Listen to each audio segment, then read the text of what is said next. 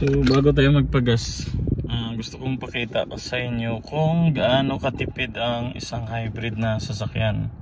So yung sasakyan ko is Toyota Highlander Hybrid 2.5 yung makina, non-turbo. So tingnan natin kung gaano siya katipid. So ready to fuel So yan. So sa full tank yung natira natin is 124 miles. Pero yung tinakbo niya is nasa 514. So ibig sabihin mayroon pa tayong 124 plus 500, nasa 638 miles yung kabuuan. Pero hindi pa yan nagbabase sa kasi yung 134 gas pa lang yan. So may electric to, kaya magdadagdag pa yan. So nagpagas ako nung Martes, nagpa-full tank ako. So ngayong araw is Sabado. So Martes, Miyerkules, Huwebes, Biyernes. So 4 days. Ito yung kanyang kinain. So ngayon Sabado is 5 days. So titingnan natin kung tawag nito, magkano yung dollars na i-full tank natin dito sa 4 days na kinain ng ating Highlander Hybrid. Ayan, gumagana na. Full tank na tayo.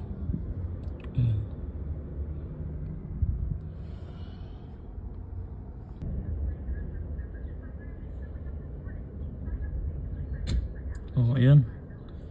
So, puno na yung ating sasakyan, naka full tank na. Tingnan natin. So, ito yung kanyang kinain, $44.73. So, dito na tayo. Yung full tank niya is 553 miles. So, kailangan nating i-zero yung odometer natin. Ayan, zero na. So, titingnan natin kung magkano yung kinain niya sa buong araw mamaya. So yan guys, ganyan katipid yung ating Toyota Highlander. So $44 yung kinain ng ating ng ating Highlander sa 4 na araw. So sa 4 days magkano lang? $11 per day. Pero depende naman yan sa biyahe. Kasi minsan pag 16 hours talaga yung biyahe ko, kumakain siya ng around $12